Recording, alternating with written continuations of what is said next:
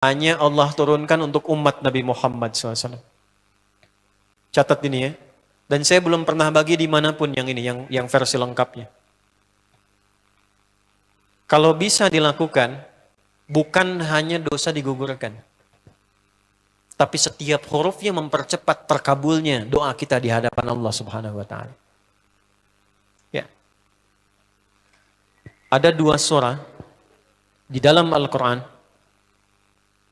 yang bila 2 surah ini dibacakan, itu setiap hurufnya dihitung bisa berpotensi menggugurkan dosa sekaligus mengabulkan doa-doa yang dimintakan. Sepanjang doa itu baik untuk urusan dunia akhirat kita. Kalau salah satu kurang baik, diperbaiki oleh Allah. Misal, dunia baik tapi akhirat tidak, maka diperbaiki oleh Allah kepada yang lebih baik. Surat pertama Al-Fatihah, surah kedua Al-Baqarah. Ya. Sebelum doa baca tuh Al-Fatihah sama Al-Baqarah. Tapi Al-Baqarahnya tidak dari ayat yang pertama. Kepanjangan. Cukupkan di ayat 285 sampai ayat 286, 2 ayat terakhir. Hadisnya sahih. Kalau mau dikuatkan biasanya banyak ulama memasukkan ayat 284. Ada yang sudah masuk ke dalam Ka'bah di sini? Ini informasi saja. Dan 3 ayat ini, Al-Baqarah 284, 285, 286, itu ayat yang dituliskan di dinding Ka'bah. Itu yang saat berhala dikeluarkan, gambar-gambar dihapus, itu ya, syair-syair diganti dengan ayat Quran, sehingga jadi kain kiswah Ka'bah di luar. Itu ada sejarahnya. Yang di dalam pun dihiasi dengan hiasan ayat Al-Quran. Di antara yang dituliskan itu Al-Baqarah ayat 284, 285, 286. Intinya di 285 dan 286-nya. Tadi rakaat pertama yang saya bacakan dalam salat Isya. Hadisnya sahih.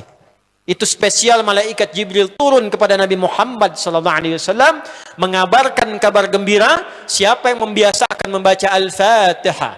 Ya, kemudian 2 ayat terakhir di Al-Baqarah dari amanar rasulu sampai fansurna 'alal qaumil kafirin, tidaklah dia membacakan itu kecuali setiap hurufnya dijaminkan mengabulkan doa-doa yang dia mohonkan sepanjang benar doanya dan tidak diselimuti maksiat.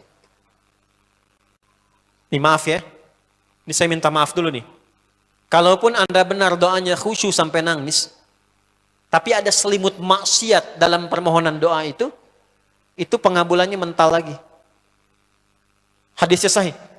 Thumma dzakara rajula yutilu as-safara ash'atha aghbara yamuddu yadayhi ila as-sama' fayaqulu ya rabb faqala Rasulullah sallallahu alaihi wasallam anna yustajabu lidzalik famat'amuhu haram mashrabuhu haram malbasuhu haram wa ghudhiya biharamin fa anna yustajabu lidzalik. Rawahu Muslim.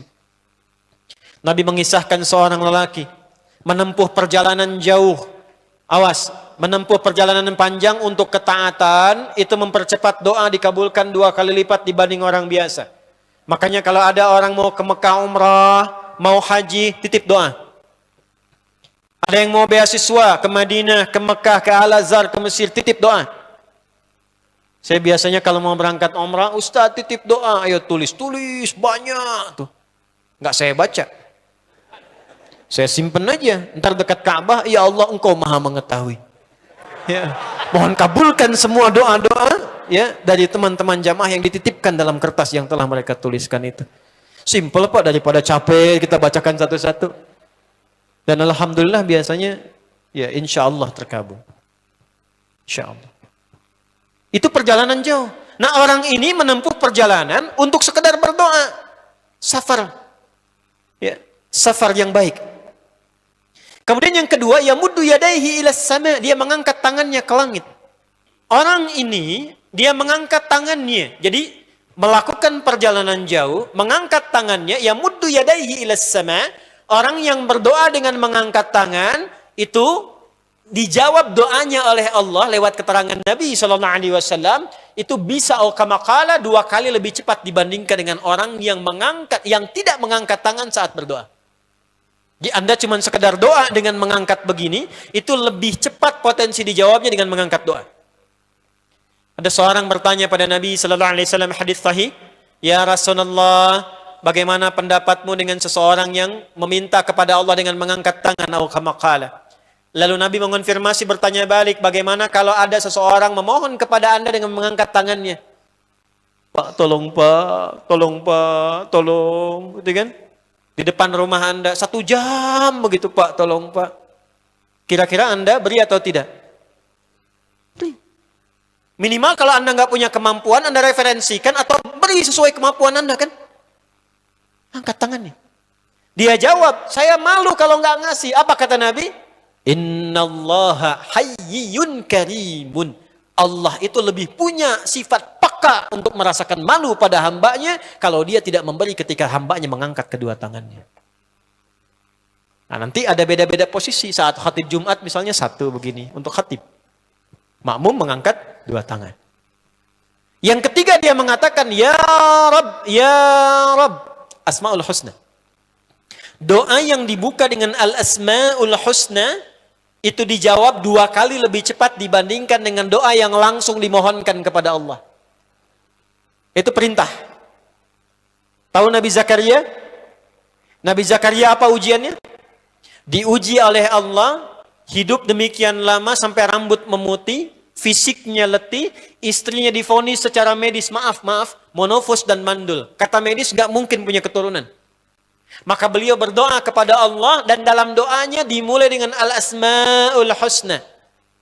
Sebelum sampai ke doa itu di Ali Imran ayat 38 sampai 39, buka dulu Quran surah 17 Al-Isra ayat 110. Ini perintah langsung dari Allah. Qulidullah awid'ur rahman ayyamma tad'u falahul asma'ul husna. Quran surah ke-7 ayat 180. Walillahil asma'ul husna fad'uhu biha. Fad'u biha. Qulid Allah, kalau engkau punya masalah hambaku, dan tidak ada di dunia ini yang tidak punya masalah. Quran surah kedua ayat 155. Wala nabluwannakum bisyai. Setiap yang hidup itu, aku pasti akan uji dengan masalah. Itu kata Allah. Jangan disimpan sampai di situ, teruskan. Bukan untuk membebani hambaku dengan masalah, tapi untuk menaikkan kualitas hidupnya sehingga menjadi lebih baik. Jadi ketika Allah titipkan masalah itu, bukan ingin membuat kita bermasalah. Tapi dengan masalah itu kita diuji supaya kualitas hidup kita menjadi lebih baik. Ini Anda yang kuliah di UPI di sini, ada ujian nggak? Ada. Untuk apa ujian itu diadakan? Supaya bisa melihat kualitas peningkatan ilmu Anda dari masuk sampai naik tingkat. Kalau nggak ada ujian, nggak kelihatan kualitasnya bertambah. Logikanya begitu. Dan tidak mungkin Allah menguji seorang hamba di luar batas kemampuannya. La yukallifullahu nafsan illa. Jadi nggak ada orang yang hidup yang tidak punya masalah.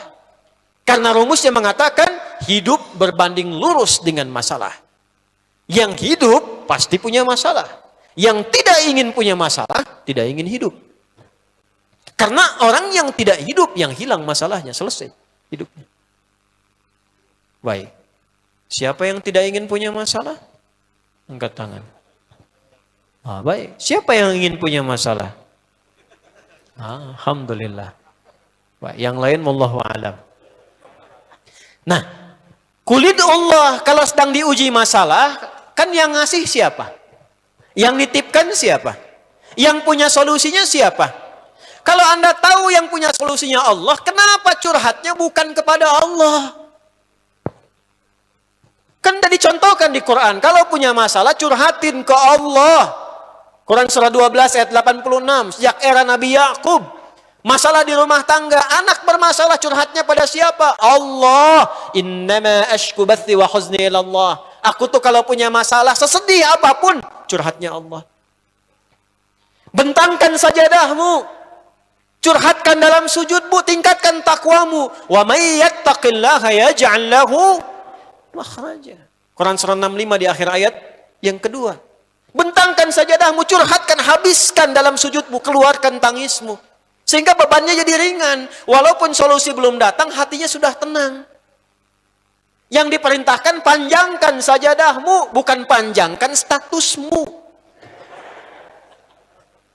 Kita sudah tahu ayatnya.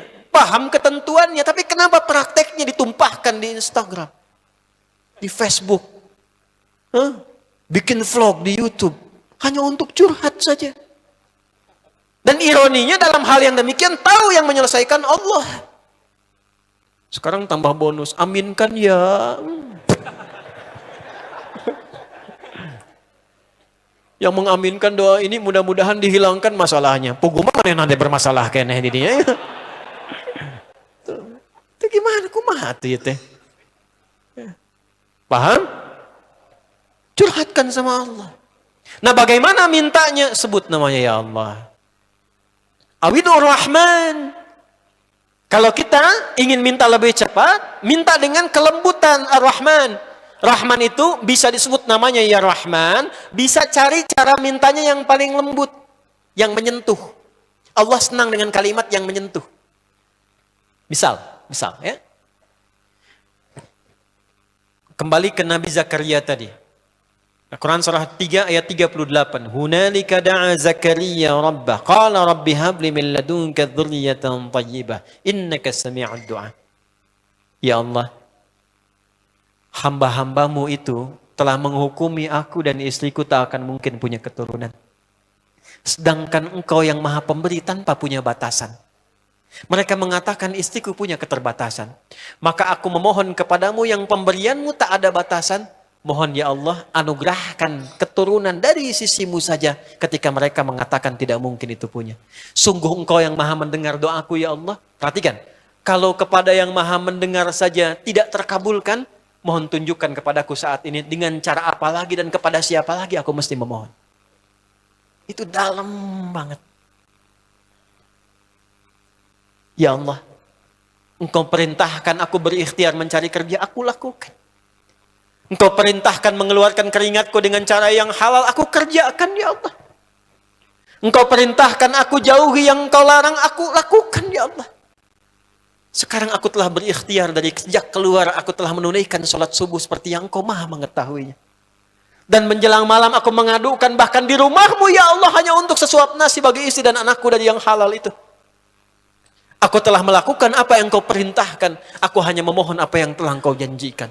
Kalau dengan semua ikhtiar yang aku kerjakan sampai detik aku bersujud di hadapanmu di rumahmu ini belum kau kabulkan, mohon tunjukkan kepadaku di malam ini ya Allah dengan cara apa lagi mesti aku memohon kepadamu.